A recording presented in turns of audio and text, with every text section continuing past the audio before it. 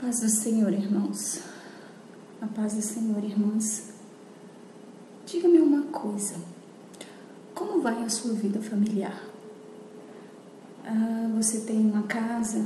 Você tem um lar? Você tem uma família feliz? Vocês conseguem viver juntos em harmonia? Vocês, quando se reúnem, conseguem partilhar o pão, partilhar a educação, partilhar a alegria e, sobretudo, partilhar o amor em comunhão, mas uma comunhão verdadeira. A sua família ou as pessoas da sua família sabem que tem uma casa e que essa casa é sinônimo de um lar? Essas pessoas podem partilhar uma casa juntos, sabendo que não é só um teto, um aconchego, um refugiar-se dos problemas meteorológicos, do clima, da mudança de temperatura. A sua família pode ser exemplo de sucesso. Vocês podem se orgulhar, dizer: minha família é abençoada. Nossa família é abençoada. Nós somos exemplo de prosperidade, de amor, de comunhão, de sucesso. E eu gostaria de perguntar: você sabe o que é uma casa? O que é um lar? Essas coisas são sinônimos? Elas significam a mesma coisa? Quem tem uma casa pode dizer que tem um lar? Quem tem um lar pode dizer que tem uma casa? O que você pensa a respeito disso? Eu quero te convidar você, mulher, você, homem, você, filho, você, filha, você, família, a refletir sobre essas perguntas, esses questionamentos que eu te coloquei. O que é uma casa? O que é um lar? O que é uma família? Muito bem, eu vou tentar explanar para você de forma bem breve, diferenciando o que é uma casa, o que é um lar, o que é uma família. Uma casa é a construção física, como eu estou aqui agora. Você vê atrás uma porta, estruturas, paredes. Isso é uma casa, um lugar de abrigo, um lugar de proteção, um lugar onde as pessoas residem, estão ali, acordam, passam o dia às vezes longe, mas quando vão dormir, essa casa abriga essas pessoas novamente. Isso é uma casa, a estrutura, a construção física. Isso é casa, que pode ser desde um casebre, a um viaduto, a grandes mansões, não importa. A estrutura física nós damos o nome de casa. E lar? O que vem a ser lar? O que nós podemos classificar como lar? Lar, meus irmãos, minhas irmãs, é muito mais abrangente, é muito mais profundo. Nem todo mundo que tem uma casa tem um lar. Esse é um problema medonho que atormenta muitas, milhares, milhões de famílias no mundo todo. Porque tem muita gente que tem casas maravilhosas, residem em verdadeiros castelos, mas não tem um lar. E sabe por quê? Lar é o sentido afetivo, emocional. O lar é o lugar de aconchego, de abrigo espiritual, de abrigo afetivo, emocional, onde as pessoas se dão bem, onde eu não preciso ter, às vezes, o que comer. E isso tem acontecido em milhares e milhares de famílias. Mas tem amor, tem comunhão, tem cuidado, tem zelo, tem partilha, às vezes de um pão, de um ovo. A família senta ao redor de uma mesa, frita um ovo e consegue partilhar com alegria aquele alimento, porque para elas não importa o espaço físico e muito menos o alimento. Elas estão juntas. São famílias que crianças sentam ao redor de uma panela e dividem dentro daquela panela o alimento. São crianças que vão passando do irmão mais velho para o irmão mais novo a roupa, o calçado, que dividem o mesmo sabonete, às vezes a mesma toalha, mas com alegria, porque sabe que a partilha do amor sobrepõe a todos os obstáculos e barreiras econômicas, sociais, culturais. Um lar é um lugar onde eu posso me encontrar e me expor ao outro, àqueles que me cercam, sem máscaras, demonstrando meu amor e mostrando a minha verdadeira identidade.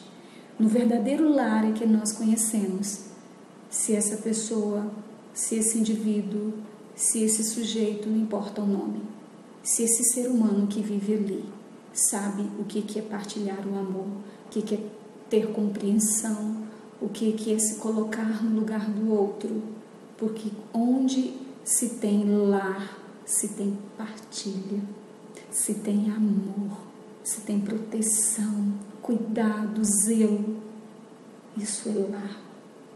Por isso que muitas famílias vivem em verdadeiros casarões, mansões, mas não sabem o que é um lar.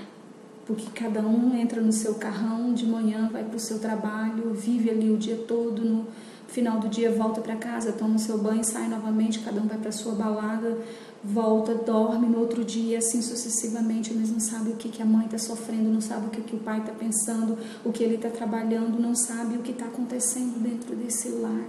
A mãe não sabe o que o filho está sofrendo, não sabe o que a filha está enfrentando. Os irmãos não se comunicam, não há comunhão. Lar não é todo mundo que tem. Muitas pessoas têm casa, mas lar não é todo mundo que tem. E família é esse emaranhado de sistemas chamado ser humano. São essas pessoas que convivem nessa casa, nesse lar. E as famílias, infelizmente, têm sido atacadas por uma força sobrenatural que vem destruindo os lares, as casas e, sobretudo, as famílias. E eu quero convidar você a falar um pouco sobre esse assunto. Você sabe por que eu te fiz essas perguntas? Muito bem. Meu nome é Sandra Cristina, eu sou conselheira de casais, sou especialista em terapia familiar, eu sou terapeuta familiar e sou missionária. E vendo, convivendo, ouvindo, partilhando, recebendo todas essas angústias familiares, eu me preocupei, eu me angustiei. Eu digo que eu não posso ficar alheia a tudo isso que a família tem suportado e não fazer nada.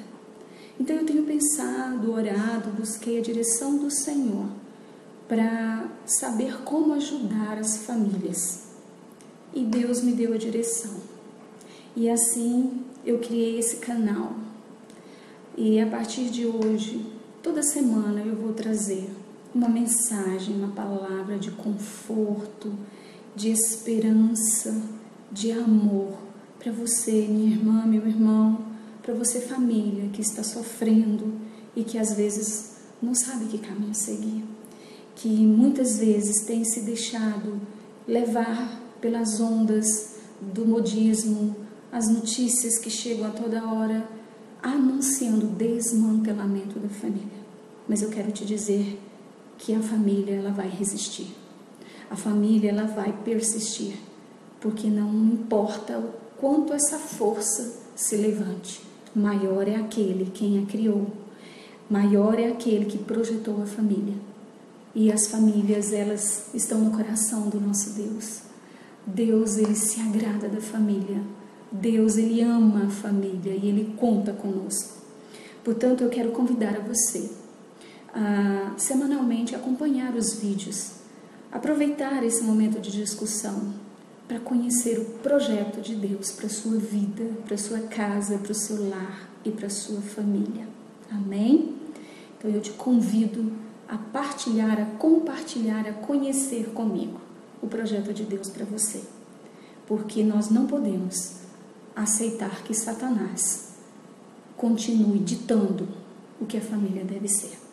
Nós podemos e nós temos o meio, a condição para vencer toda essa guerra. E muitas pessoas dizem, não existe receita para uma família feliz. O mundo inteiro apregoa isso. Não tem um manual, não tem um caminho para uma família feliz. E eu digo para você que tem. Existe uma receita e existe um caminho. Essa receita se chama fé. E esse caminho se chama Espírito Santo de Deus. Por meio da fé no Espírito Santo de Deus, nós podemos todas as coisas. Nós podemos mudar, nós podemos transformar, nós podemos nos mudar, nos transformar. Porque a maior mudança começa quando eu me mudo. A maior transformação começa quando eu me transformo. E eu quero convidar você, mulher em especial, para conhecer a fé genuína e trilhar o caminho do Espírito Santo para que você alcance uma família abençoada, uma família feliz. Isso é possível. Eu te garanto que é possível. Basta você se esforçar um pouco. Basta você renunciar às obras do mundo, às obras da carne, às obras do inimigo. Que Deus vai te dar a direção. Em nome de Jesus. Amém? As famílias no mundo inteiro estão sofrendo, estão padecendo, as pessoas estão perdidas, são lares desfeitos, novas constituições familiares, novos arranjos, recasamentos, vós cuidando de netos como se elas fossem as próprias mães, tias, irmãos mais velhos. Então a família ela perdeu a sua configuração original. A família pai, mãe e filhos, projetada pelo Senhor, ela foi atacada pelo inimigo. E hoje ela perdeu essa configuração original, mas a família ainda existe. E ela vai ainda existir até que o Senhor Jesus volte. Porque aquilo que Deus projetou não pode e jamais será destruído. O que Deus projetou para o homem por meio da família não vai ser destruído. E eu gostaria de falar com você aqui no Família, canal de bênçãos. Esse é o nome do nosso canal. Família, um canal de bênçãos. E eu creio que será um canal de muitas bênçãos para você, para todos nós. Porque quando nós compartilhamos aquilo que nós sabemos, nós também aprendemos. Eu quero convidar a você a refletir comigo, a conhecer caminhos diferentes, que às vezes nós ficamos no nosso eu, no nosso mundinho e não abrimos os nossos olhos para aquilo que Deus quer de nós. Mas eu quero te dizer nessa noite, Deus tem algo para você. Em nome de Jesus, Deus tem algo para você.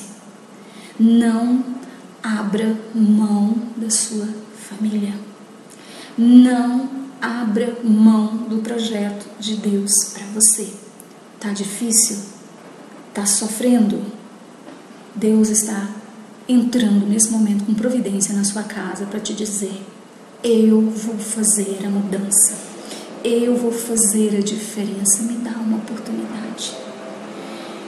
Mas você pode se perguntar para mim: irmã Sandra Cristina, eu não creio em Deus. A minha religião não concorda com o que você está falando. Eu prefiro não acreditar em nada disso.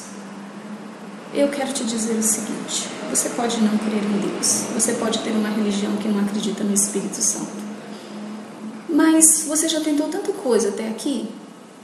Por que não tentar a fé? Por que não tentar o Espírito Santo? Você deu uma oportunidade. Deixa Deus mostrar para você que Ele existe. E o primeiro convite que eu quero te fazer nesse vídeo é que você afaste a religiosidade. Tire a religiosidade da sua vida. Eu não estou aqui para falar de religião A, B ou C, não. Não é isso que eu quero falar. Eu quero falar de Jesus. Eu quero falar do Evangelho genuíno. Eu quero falar de Deus. Eu quero falar do Espírito Santo. Eu não quero falar de religião. A religião, ela às vezes mais atrapalha, muitas vezes mais atrapalha do que nos ajuda. Vamos viver o Evangelho genuíno. Eu quero te convidar a não falar de religião. Eu quero te convidar a falar de fé, de Espírito Santo. Eu quero te convidar a falar comigo de possibilidade, de caminhos alternativos, não de religião. Nós não vamos falar de religião, porque Deus não tem religião. O Senhor Jesus não deixou religião. Ele deixou uma igreja chamada Igreja Primitiva, cristã, porque crê nele, em Cristo, mas ele não deixou religião. Nós vamos falar de argumentos palpáveis, reais, que podem mudar a nossa vida. Então, o primeiro convite é esse. Não vamos falar de religião, não falemos disso. Vamos falar de fé, de Espírito Santo, porque eu sei que nisso você acredita.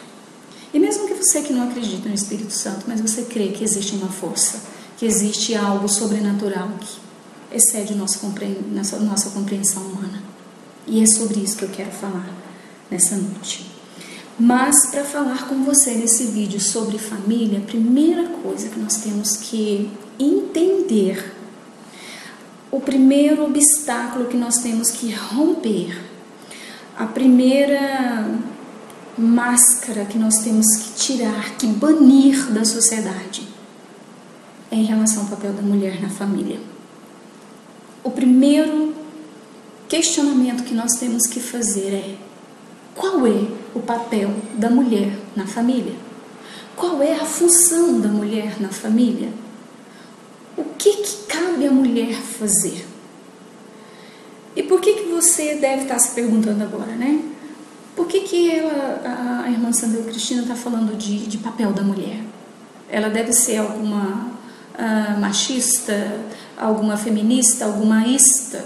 Não, meu irmão, minha irmã, amados, eu não sou ligada a nenhum movimento ideológico, filosófico, nenhum. Eu não estou aqui também para falar de correntes filosóficas ideológicas, não é isso. Não é sobre isso que eu tenho para falar para você, muito pelo contrário. Eu creio que o Senhor tem muito mais para nós mulheres. Eu creio que o Senhor projetou um universo inteiro para a redenção da mulher. A mulher é um ser sobrenatural. Os atributos que compõem a nossa alma, o nosso corpo e o nosso espírito excedem o entendimento humano. E é sobre isso que eu quero falar. O primeiro caminho e a primeira reflexão que eu quero te propor é rever o papel da mulher na família. E por que nós temos que falar sobre isso? Que importância que isso tem? Toda a importância. É fundamental nós compreendermos esse aspecto, porque o papel da mulher na família é a resposta e a chave para uma família feliz e abençoada. Se nós compreendermos o porquê nós fomos criadas, se nós compreendermos o projeto maravilhoso de Deus para nós, nós vamos conseguir nos colocar no centro e no querer, na vontade perfeita de Deus para nós, sem culpa, sem falsos moralismos, sem distorção da palavra. Nós vamos conseguir traçar um caminho, não só para a nossa vida, mas para os nossos filhos, para o nosso esposo, para a sociedade, para todo o universo. Porque a mulher, ela foi gerada, ela foi projetada no coração do Criador, do eterno e bondoso Deus, para auxiliar o homem a governar esse universo. E nós não podemos abrir mão disso. Só que, infelizmente, aconteceu um pormenor, aconteceu um desvio da nossa personalidade, houve um erro de interpretação do nosso caráter. E a figura da mulher, ela foi manchada. O nosso caráter foi desvirtuado, não porque nós quisemos isso, mas pelo um erro, pelo um tropeço que aconteceu na nossa história. Mas eu vou falar mais sobre isso. Me acompanhe. Nós sabemos que esse universo todo, ele foi criado pelo bondoso Deus. As Santas Escrituras, ela é muito clara em dizer que a fundação desse mundo, ela foi precedida por um universo anterior. Já havia uma cidade celestial, com anjos, seres celestiais. E o Senhor vivia muito feliz nessa cidade celestial. Contudo, um dos anjos, Lúcifer, o anjo de luz, ele invejou o trono de Deus. E ele projetou, tentou todo um projeto para usurpar, para roubar o trono do Senhor. E ele traiu a Deus. O Senhor descobriu. O Senhor, ele sabe de todas as coisas. E ele então expulsa Satanás da cidade celeste. E com Satanás foi com ele 1/3 da parte dos anjos do céu. Nós estamos falando de milhares e milhares e milhares de anjos. Então eles foram lançados fora, os Satanás e seus seguidores. E Deus, ele se viu triste, porque qual era a função de Lúcifer, esse anjo de luz? A função dele era adorar. Essa era a função, adorar. Satanás era adorador, mas infelizmente o Senhor agora não podia mais contar com esse anjo e com os outros anjos, porque eles o traíram. Então Deus projeta a criação do homem. E ele cria esse planeta, e ele ornamenta esse planeta com uma tamanha perfeição, idealiza o jardim do Éden, põe ali naquele jardim Adão, e ele percebe que estava faltando alguma coisa, então ele projeta o ser maravilhoso que somos nós, a mulher. Então ele faz cair um pesado sono sobre Adão, retira a sua costela, e dessa costela faz a mulher. E entendam, a mulher, ela foi criada para auxiliar, para ajudar. E uma pessoa que auxilia, que ajuda, ela é uma pessoa diferente. Ela é uma pessoa que tem que ter no seu coração sentimentos nobres. Ela tem que ter na sua constituição, no seu caráter, vontade, submissão, alegria, beleza, sensibilidade. E Deus nos dotou desse caráter. Só que, irmãos, pensem comigo, Deus estava feliz da vida com Adão. Ele vinha caminhar no jardim do Éden, ele passeava com Adão, ele conversava com Adão. Então Deus estava muito feliz, ele era amigo de Adão e Eva. Satanás, onde é que ele estava? Ele não deixou de existir. É óbvio que Satanás olhou para essa criação e sentiu inveja, sentiu raiva, sentiu ira. Sobretudo, quando Deus criou a mulher e deu, aleluia, à mulher, glória a Deus, o poder de gerar filhos, de gerar adoradores, de gerar servos para ele, para esse Deus. A mulher foi dotada disso. Veja que não foi Adão, foi a mulher que recebeu o dom de gerar. É muito simples, irmãos, perceber o projeto de Satanás nascendo ali, junto ao projeto de Deus. Deus havia criado alguém para gerar filhos para ele, adoradores para ele. É óbvio que Satanás não ia cruzar os braços e deixar que Deus executasse esse projeto sem reagir. Que ele reagiu. Como ele reagiu? Ele foi lá, chamou a mulher, se ocupou do corpo de uma serpente, falou com Eva e fez com que Eva cometesse um tropeço. Fez com que Eva errasse. Ela tomou o fruto proibido e comeu. Deus havia dito que não era para que ele, Adão e Eva, não comessem. E Eva comeu. Eu quero fazer um parêntese aqui para discutir por que Adão não resistiu. Adão também tinha um livre-arbítrio. Ele poderia ter dito: Eva, eu não vou comer não, você comeu, eu não vou comer. Ele podia ter dito não, podia ter deixado a Eva sozinha. E outro ponto também, quando o Senhor descobre a desobediência de Adão e Eva, que vem falar com eles, Adão vira para Deus e fala: foi a mulher que tu me destes. Ele põe a culpa na Eva. A Eva, por sua vez, põe a culpa na serpente. Mas foi a serpente. Então, houve nesse tropeço um jogo de culpa. Alguém jogando a culpa, um jogando para o outro. Meus irmãos, agora, nesse instante, nasce o conflito sobre a figura da mulher. A mulher passa do ser que foi criado para gerar adoradores, para gerar filhos para o Senhor, para a pecadora, para aquela que descumpriu a vontade do Senhor. Satanás conseguiu manchar o nosso caráter. Satanás conseguiu colocar uma dúvida no nosso caráter. E desde então, meus irmãos, a mulher tem carregado a culpa do projeto original. Tudo, agora ela passou a ser a pecadora.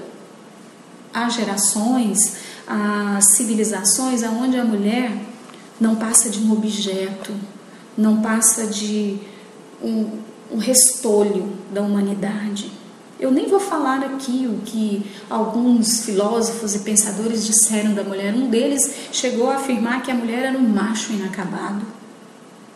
Tamanha a perseguição sobre a mulher, porque ela pecou, porque ela caiu, porque ela ouviu as astutas armações de Satanás. Porque a gente acha que ele arma só hoje. Não, ele arma desde antes da fundação desse planeta. Então, a mulher deixou-se levar, pecou, e então instaurou sobre ela o pecado da culpa. Então, nossa honra foi manchada. E desde então, a mulher tem sido reconhecidas como pecadoras. A mulher tem sido condenada a pagar um preço muito alto. Eu quero te convidar a ler comigo, se você tem aí perto de você uma Bíblia, eu quero te convidar a pegar e ler comigo em Gênesis 3,16.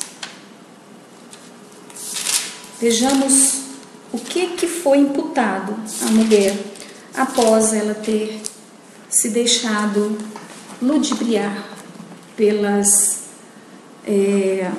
palavras de Satanás. Vejamos aqui, olha só o que foi dito para a mulher.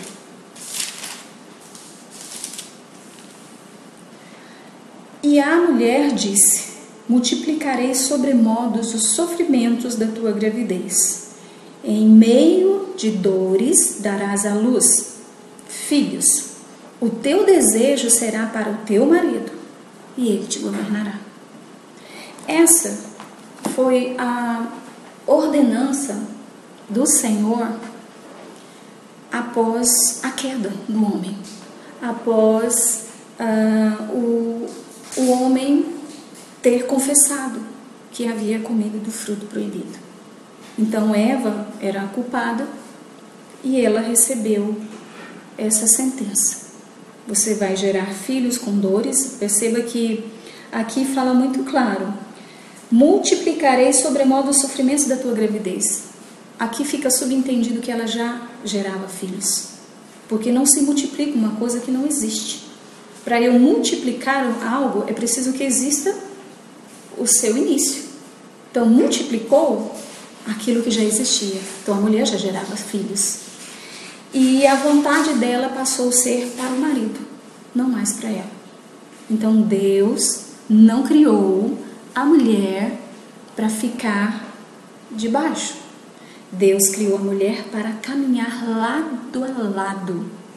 Ele não criou originalmente a mulher para se submeter a essa vontade, a esse querer só do homem.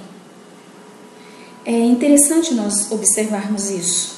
É interessante nós refletirmos sobre isso, porque a humanidade fica nos culpando, nos cobrando, quer que nós aceitemos essa condição com naturalidade e se esquece de examinar as Santas Escrituras e conhecer a vontade do Criador desde o princípio.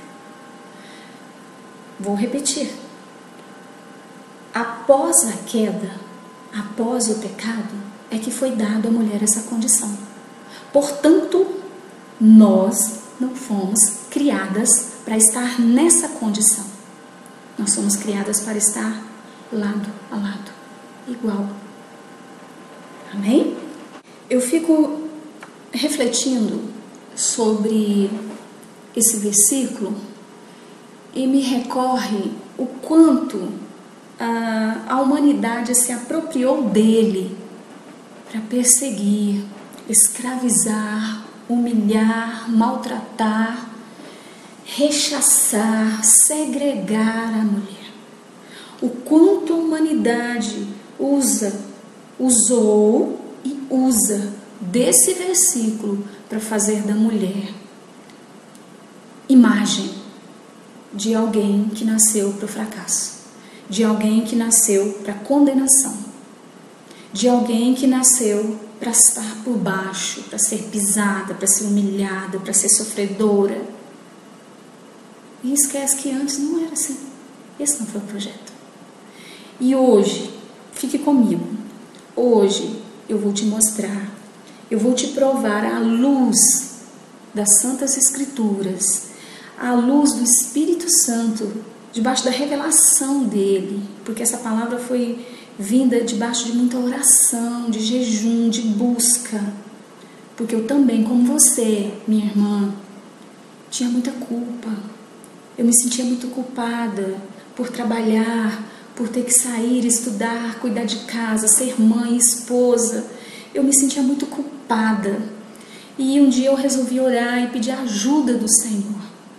E Ele bondosamente aliviou a dor do meu coração, tirou a culpa da minha alma.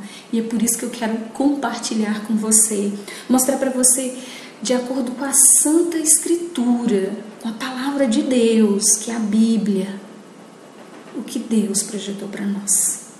Então eu quero que você continue comigo, que eu vou te mostrar o que Deus quer para nós, o que Deus realmente projetou para nós e que a humanidade tem negado, que a humanidade tem propagado o contrário, que a humanidade tem anunciado o contrário.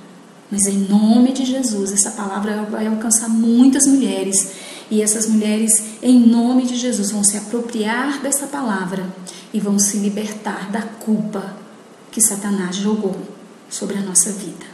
Em nome de Jesus. Eu gostaria que você abrisse sua Bíblia comigo em Deuteronômio 18:15. Observe o que as Santas Escrituras nos falam.